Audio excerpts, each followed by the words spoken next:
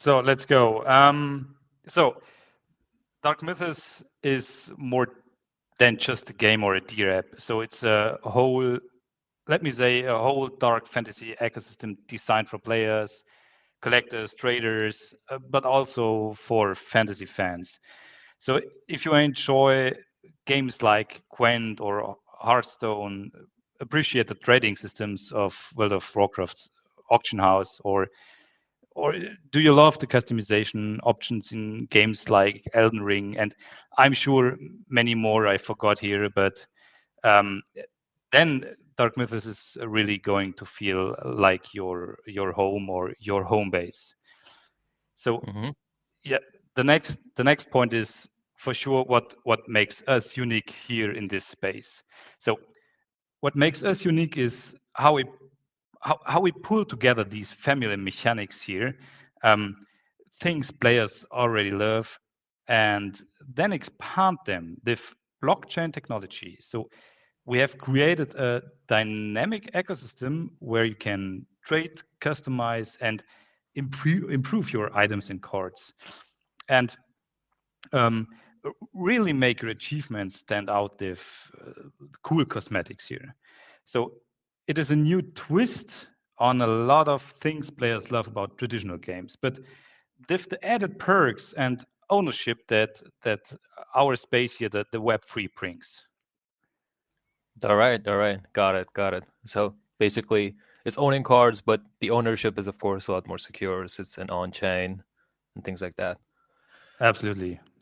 And getting into the on-chain and NFTs, so of course, NFTs play a key role in Dark Mythos. And how does it expand or enhance the gaming experience for players?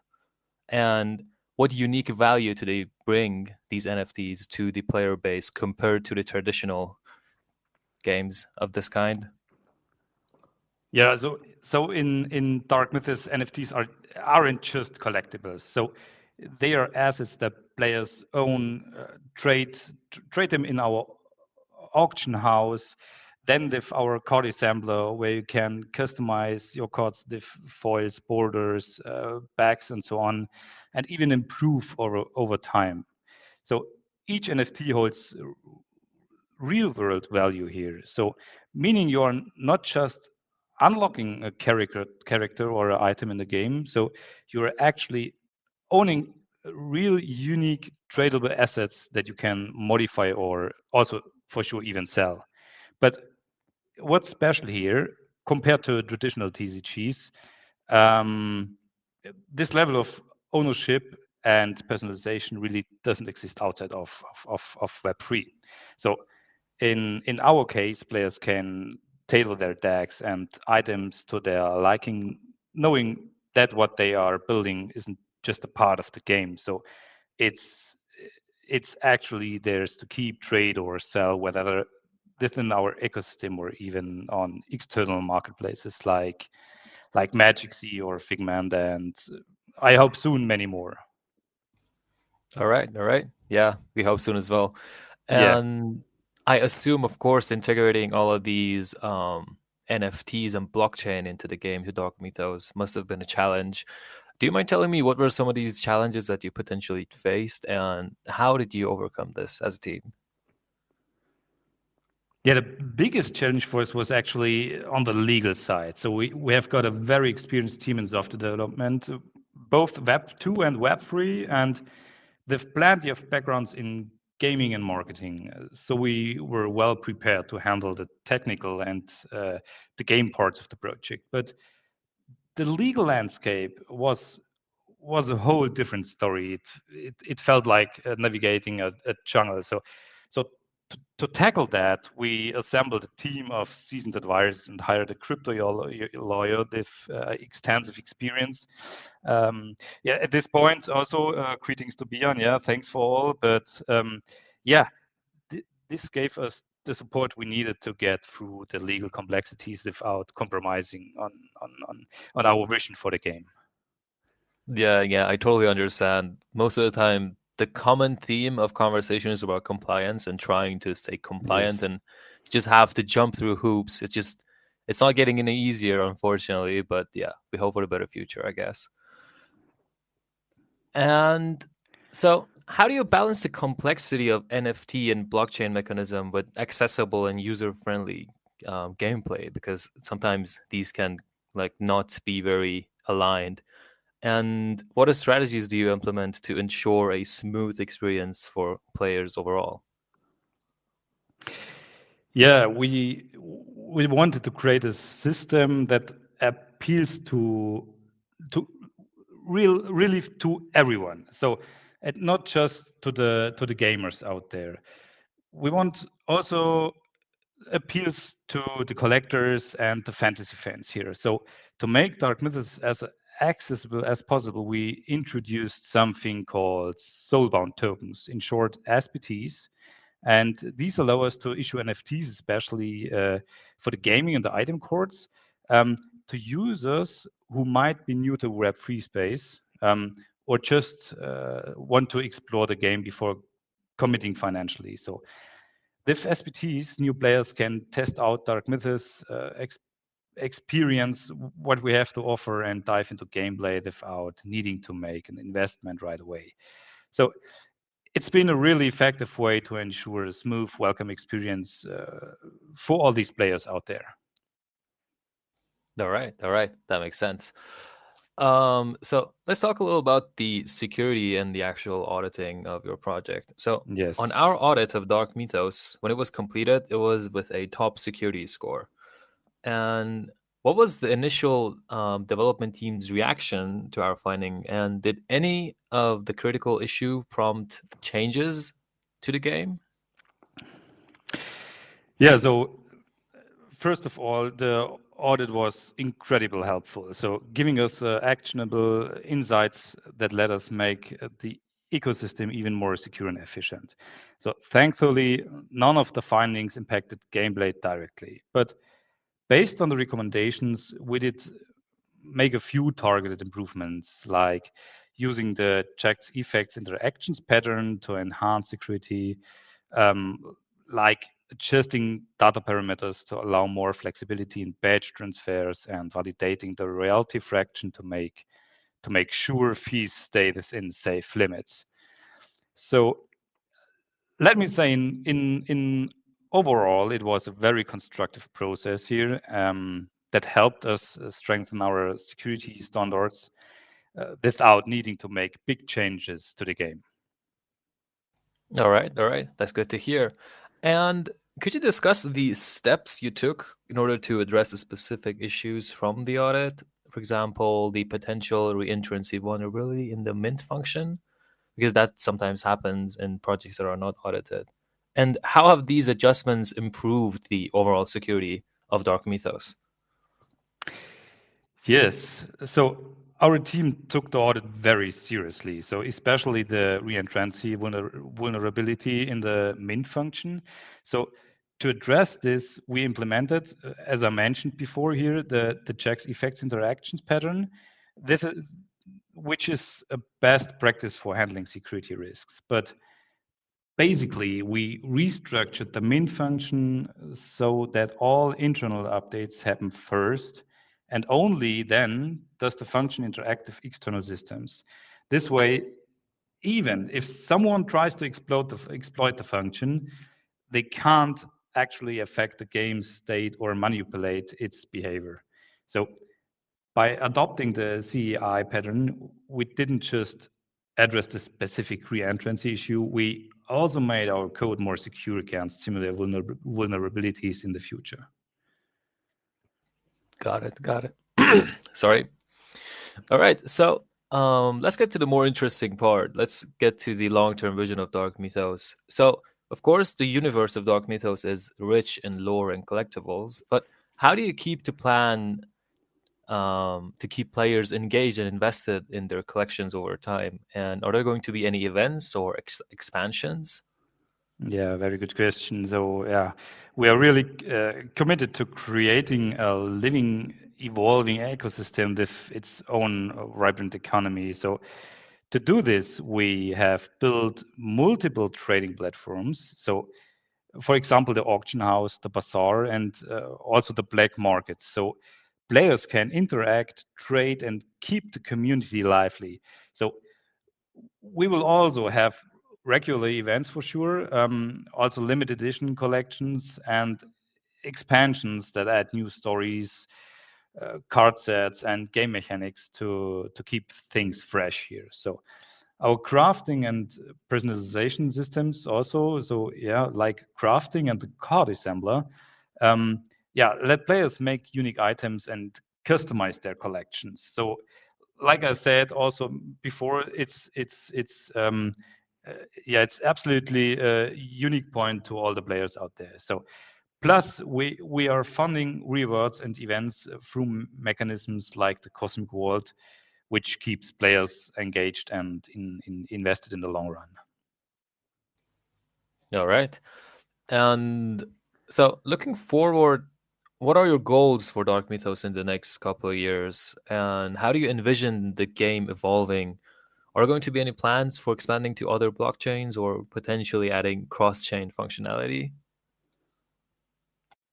Yes, so yeah, in this market it's hard to plan in years, but yeah, in the coming years we are focused on attracting new users for sure, tapping into emerging markets and reaching a wider audience here. We recently updated our branding and improved our infrastructure to make onboarding easy so new players can dive right in. And big part here of our vision is to create a multi-chain ecosystem. We want Dark Mythos to be accessible across various EVM compatibility blockchains. So players can bring their assets into our universe, and no matter which blockchain they originally come from. Over time, we will keep adding support for additional EVM chains. Um, yeah, and the cross-chain functionality, we are aiming to make Dark Mythos an open and inclusive fantasy world, one that brings together players from different networks and push the boundaries of accessibility. Got it. Got it. All right. And so, getting back to the challenge that almost all crypto projects face, and Dark Mythos is not an exception, compliance. And these days, NFTs and digital assets are being increasingly regulated, unfortunately. And in that regard, have you taken any specific measure to ensure compliance in the long run? And just overall, how do you see the regulatory landscape shaping the future of Web3 gaming? Yeah, compliance is a big focus for us. So especially as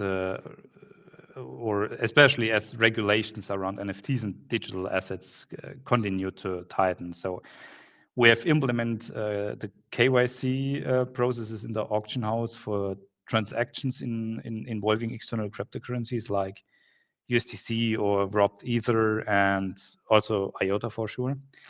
And this helps us meet legal standards and keep our platform secure. Plus, we have had our ecosystem legally reviewed and worked with a Web3 lawyer, uh, what I also mentioned before, yeah, to make sure we comply with emerging regulations like MiCAR. So I have to say we actually see regulations as a positive force in the Web3 space. It builds users' trust and can lead to wider adoption. So by improving compliance, we are aiming to create a sustainable and innovative ecosystem that meets legal standards and supports long-term growth here. All right, all right. Yeah, of course, that makes a lot of sense. You know, the rules are there to keep the kind of landscape safe, although Yes. sometimes it can be challenging to stay compliant, but it might be necessary for sustaining this whole thing. And so, lastly, let's talk a little about your experience with us. How was it? How was your experience with working on a security audit with us? And do you feel it has positively impacted the overall security of Dark Mythos? And do you have any feedback or suggestions for our auditing process? Anything that you think might have room for improvement? Yeah. So in short, it was perfect. But yeah. So from a management perspective, the whole process with Audit One was exceptional. So everything from initial contact to handling project details and funding, everything went smoothly and super professionally. So from the dev side, I will actually quote one of our team members here. What he said was, we were really happy with how clear and precise the audit process was. The Audit One team took the time to understand our goals and gave us helpful ideas to make the code better. The security check was detailed and they always kept our community's interests in mind. The whole experience was professional, clear, and very supportive from start to finish. So, yeah, in overall, I would say working with you guys, working with Audit One has definitely boosted Dark Mythos. So we came away feeling confident that our community is well protected, and thanks to your expertise here. Thank you very much. Thank you so much. Like, that was really nice to hear. And so one of our viewers or listeners, we could say, one member of our community had a question about the game itself. And they asked, do we play in the game only against an AI or PvP is also possible? Yeah. So in the current state, in the upcoming Dark Mythos Wailing Darkness season, you don't play against an AI later on, so you are up against real deck replicates of actually opponents for sure. So the algorithm selects which decks match your skill level. So in the future, there will likely be a real player versus player mode where you can fight live. But for that, we decided to wait a bit more. So the reason is the player base needs to grow so that players who want to play, they need to find the matches quickly. So we don't want to let the people wait, I don't know, 10 or 15 minutes to find the match and then they can play. So we decided for Auto Battler, and it's not this AI, but it's algorithm for replicas from other players. Got it. Yeah, I mean, that makes a lot of sense. People don't want to wait 20 minutes for a match to be found. And, right. But of course, in And the for future, I sure, think the player base is going to be big enough that would be implemented. This is the point, yes. Definitely looking forward to that. All right, so that's pretty much all the questions that I had from you. Is there anything specific that you would want to say to the listeners? Any upcoming events?